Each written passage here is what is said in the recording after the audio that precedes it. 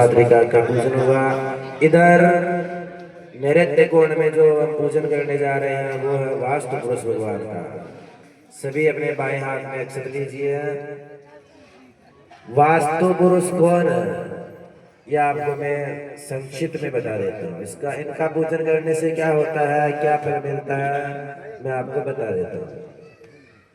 प्राचीन समय में देवता और असुरों के बीच युद्ध हुआ।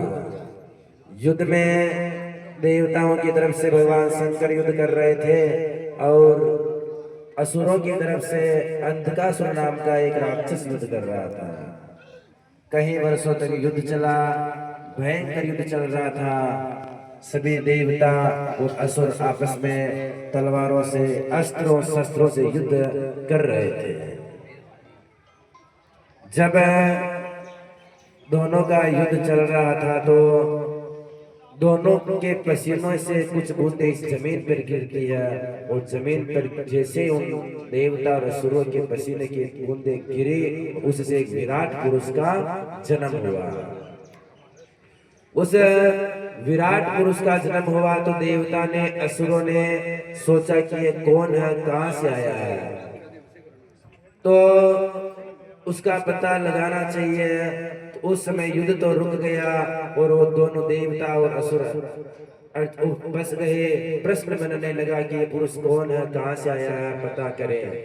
तो कैसे पता करें? दोनों ने कहा कि जो ये पुरुष है इसी को चलकर हम पूछते हैं। उसको पूछा कि आप कौन हो, कहां से आपका जन्म हुआ। तो वो भी पसीने से अचानक उनका जन्म हुआ तो उन्हें भी मालूम नहीं।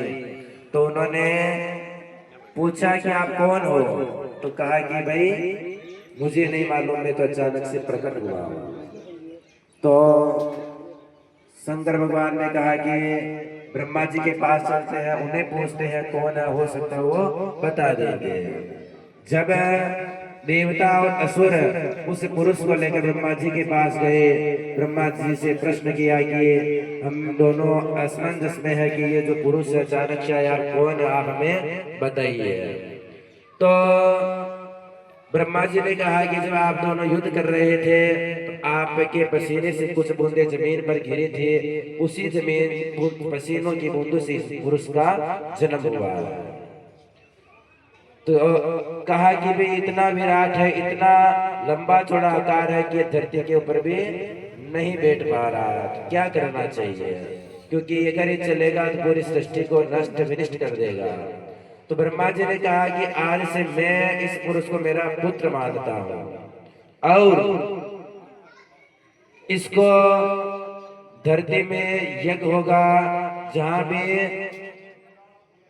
नैऋत्य कोण में इनका वास रहेगा, वहां इनका पूजन करना होगा। तो वो पुरुष को देवता असुर धरती पर लेकर आए वापिस और इसको बिठाया तो बैठ भी नहीं पा रहा था क्योंकि इतना विराट था।